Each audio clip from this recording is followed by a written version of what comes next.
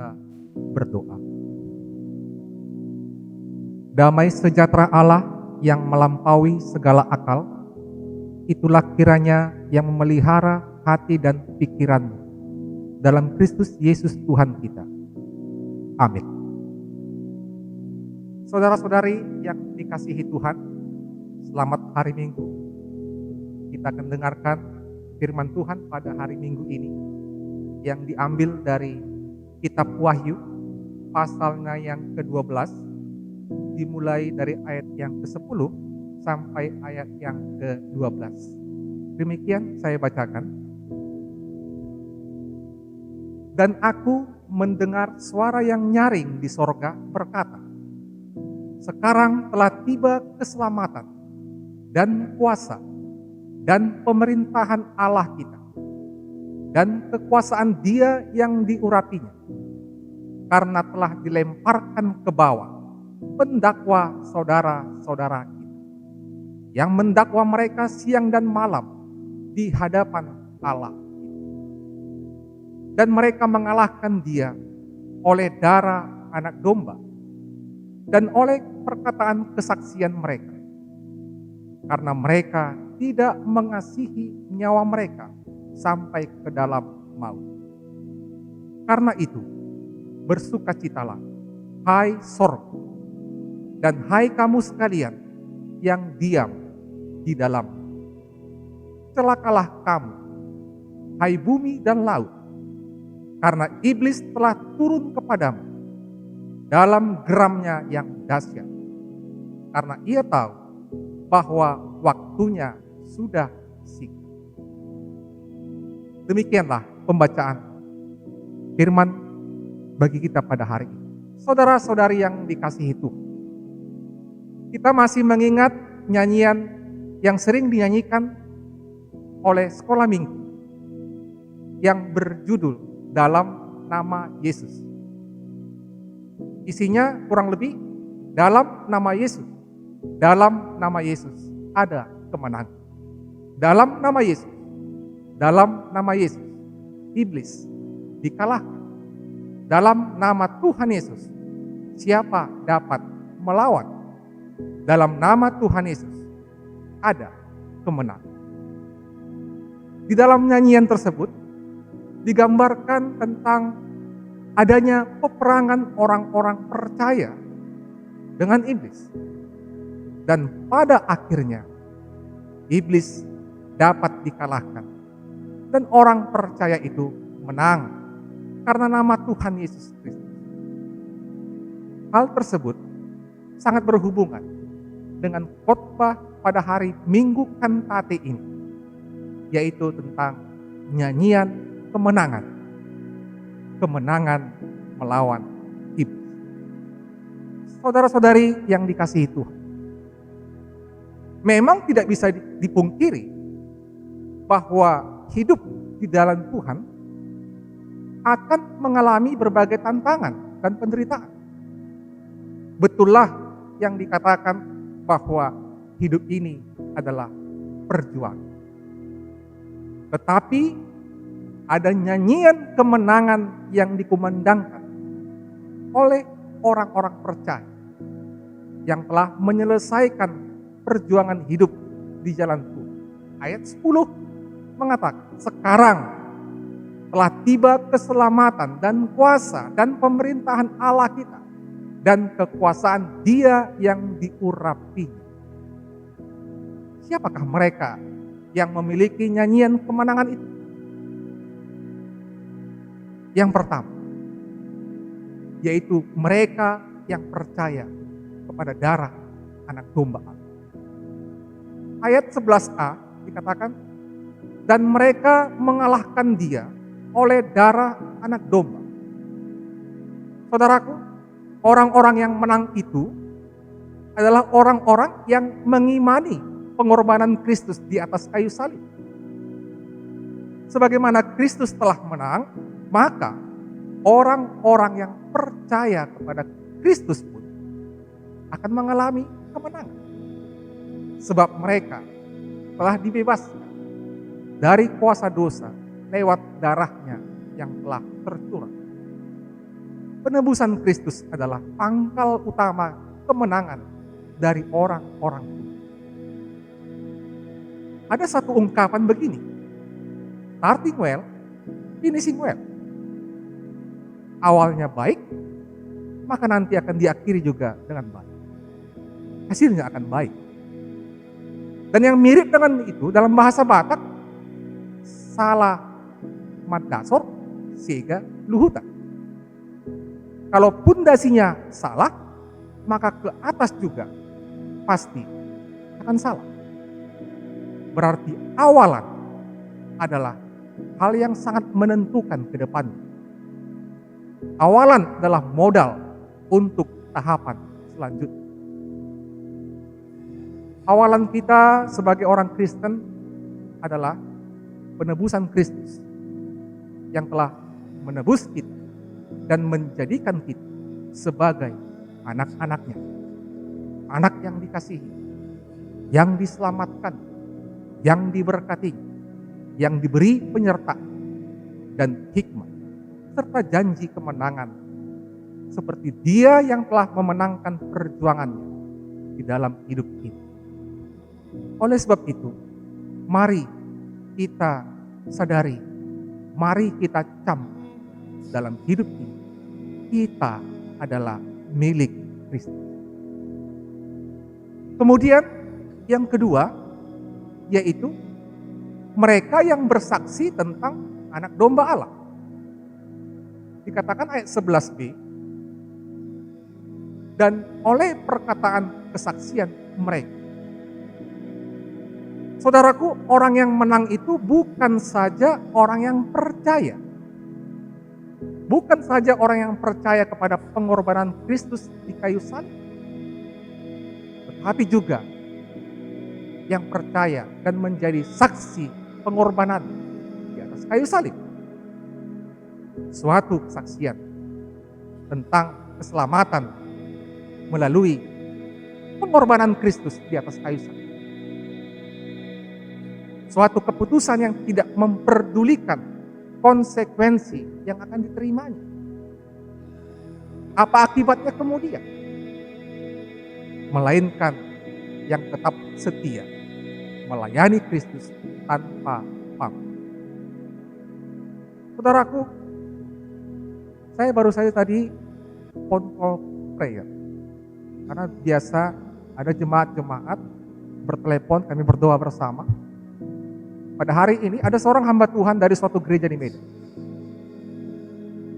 Berbicara panjang lebar tentang bahwa kesetiaan dalam Tuhan akan selalu berbuah manis. Dia berbicara bagaimana anak-anaknya terberkati. Bagaimana hidupnya juga terberkati dalam kebahagiaan. Bagaimana pekerjaannya dan lain sebagainya. Kesetiaan dalam Tuhan melalui hidup kita sebenarnya bukan hal yang muluk-muluk. Kesetiaan itu adalah salah satu bentuk kesaksian hidup kita bagi Tuhan. Tidak sekedar percaya, tetapi menghidupi kepercayaan itu. Tidak sekedar dipanggil menjadi hamba, tetapi menghidupi panggilan itu. Berarti tidak cukup hanya percaya. Harus ada aksi, tindakan yang menyatakan kita adalah orang yang percaya kepada Tuhan Yesus. Yang ketiga, yaitu mereka yang rela berkorban bagi anak domba. Ayat 11c dikatakan, karena mereka tidak mengasihi nyawa mereka sampai ke dalam maut.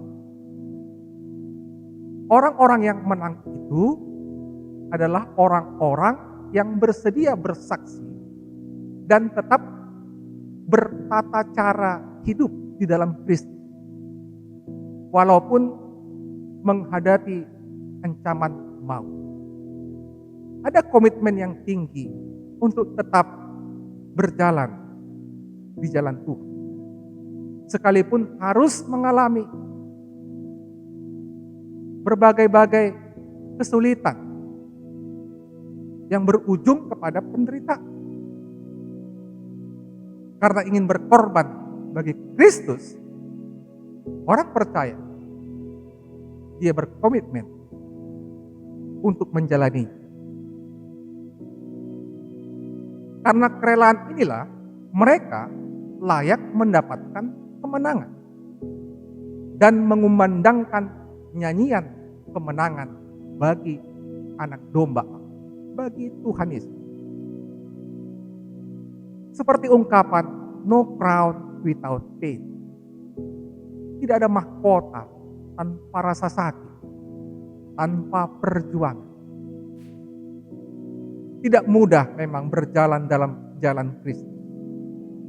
Penuh dengan perjuangan iman yang disertai dengan cara hidup. Terlebih jikalau ada kesulitan. Mungkin dalam situasi aman, damai, sehat, penghasilan tetap ada, hidup enjoy, ada safety life, mungkin mudah saja bibir kita berkata, aku percaya Tuhan. Bagaimana jika yang sebaliknya datang ke dalam hidup kita? Apalagi dalam kondisi saat ini, di mana kesulitan melanda dunia secara umum dan kita secara khusus di Indonesia atau di daerah di mana kita hidup. Masih sanggupkah kita mengatakan aku percaya Tuhan, aku percaya kepadamu, dan legowo, ikhlas, tulus rohana menerima keadaan yang tidak mengenakkan bagi dia, disertai dengan tetap meyakini bahwa Tuhan ada, Dia hadir dan berkenan sebagai tempat perteduhannya dan keselamatannya. Masih sanggupkah kita? Atau jangan-jangan kita langsung mengambil langkah 1000, langkah instan untuk berupaya menyelamatkan diri meskipun itu bertentangan dengan apa yang kita imani. Seperti kata orang-orang, iman itu nomor sekian, yang utama adalah perut. Kadang dilematis memang menurut pandangan kemanusiaan kita. Tetapi sebagai orang percaya, diharapkan agar tidak redup imannya, walau di dalam kondisi apapun, termasuk kondisi yang tidak mengenakan. Saya masih ingat jelas, ada seorang tua, seorang bapak, yang diperhadapkan pada suatu kondisi kritis, yaitu sang ibu atau istrinya masuk rumah sakit. Padahal uang tidak ada pada orang tua itu, pada sang bapak itu. Anak-anaknya bertanya, Pak, kayak mana membayar uang rumah sakit mama? Anak-anaknya sudah sangat cemas sekali. Tapi sang bapak itu malah terdiam dan kemudian dia hanya berdoa. Anak-anak pada bingung. Setelah selesai berdoa, bapak itu keluar rumah dan tak lama kemudian kembali ke rumah dengan membawa uang. Anak-anaknya bertanya, dari mana uang itu, Pak? Aku pinjam dari tetangga. Nanti Tuhan pasti akan bantu kita untuk bayar hutang ini. Percayalah kepada Tuhan. Ini sungguh sangat menyentuh hati bagi saya pada saat itu. Dan betul memang, tak lama kemudian sang ibu pulang dari rumah sakit. Dan berselang beberapa saat lamanya, hutang itu pun bisa terbayar. Saudaraku, itu salah satu kejadian nyata. Kadang dalam kondisi kritis, kita mau berusaha lari. Kita menjadi redup iman. Padahal Tuhan bisa berkarya. Tuhan bisa berlaku atas kita. Mari kita hadapi apapun itu, saudaraku, yang datang ke dalam hidup kita. Serta bersandar kepada Tuhan Yesus yang sang pemenang tersebut. Tuhan Yesus akan menyertai saya dan saudara. Dia akan membuka jalan dan pintu keluar. Tuhan memang tidak pernah menjanjikan laut tanpa ombak dan langit tanpa badai. Tetapi Tuhan Yesus menjanjikan kepada saudara dan saya pelabuhan yang aman setelah mengarungi ombak lautan hidup, serta pendaratan yang aman setelah mengarungi badai di langit kehidupan kita masing-masing. Yang terpenting, mari kita hadapi apapun itu yang datang kepada kita dengan keyakinan, Tuhan, tolong kami. Tuhan Yesus mendengar. Tuhan Yesus peduli. Tuhan Yesus paham kesulitan apa yang dihadapi oleh orang-orang percaya itu. Dan mataku dan matamu nanti akan terbuka melihat Tuhan berkarya dengan caranya yang unik. Bagi kita, tidak ada yang mustahil bagi Tuhan. Dan yang paling penting adalah bahwa akan ada sukacita yang besar yang akan mengikuti hidup orang yang menang itu. Dan sukacita itu tidak sebanding dengan penderitaan yang mereka telah alami. Ayat 12. Sebagaimana Kristus menang, orang yang percaya kepada Kristus pun akan mengalami kemenangan. Tuhan Yesus memberkati saudara dan saya. Amin. Kita berdoa. Terima kasih ya Tuhanku Yesus, atas segala yang terjadi dalam hidup kami. Kalau kami boleh menikmati kebahagiaan, terima kasih ya Tuhan. Itu datang daripada-Mu. Tapi kalau kami harus menjalani kesulitan, biarlah kami mengingat bahwa ini adalah gelombang kehidupan. Dan ketika gelombang itu menerpakan, kami tetap meyakini, kami tetap menyandarkan diri kami hanya kepada Tuhan Yesus. Seperti kami tahu bahwa Tuhan Yesus telah menang dalam pertempurannya melawan iblis, maka orang-orang beriman kepadamu juga akan bersorak-sorak menang akan kemenangan pertempuran imannya di dunia ini. Tuhan, kuatkan kami dalam menjalani hidup kami, menjalani apa yang terjadi pada saat-saat ini, supaya kami tidak berputus asa, tetapi kami menyanyikan lagu kemenangan, kemenangan dalam Tuhan. Tuhan telah janjikan kemenangan itu jikalau berada di dalam Tuhan. Oleh sebab itu ya Tuhan Yesus, berikan kami kekuatan, hikmat daripada-Mu, untuk senantiasa bersandar hanya kepada Tuhan Sang Pemenang, Tuhan Sang Penakluk, agar kami beroleh sukacita, yang telah Tuhan sediakan pada waktunya. Supaya hidup kami tidak sia-sia jikalau Tuhan masih memberikan kepada kami hidup di dunia ini. Tetapi biarlah hidup kami menjadi berarti untuk hidup kami selanjutnya yang telah Tuhan sediakan, yaitu tinggal bersama-sama dengan Tuhan di sorga. Terima kasih ya Tuhan. Banyak yang kami minta dalam doa kami, tapi Engkau mengetahui mana yang terbaik buat kami. Jadilah seturut dengan kehendak. Di dalam nama-Mu Tuhan Yesus, kami sudah berdoa. Amin.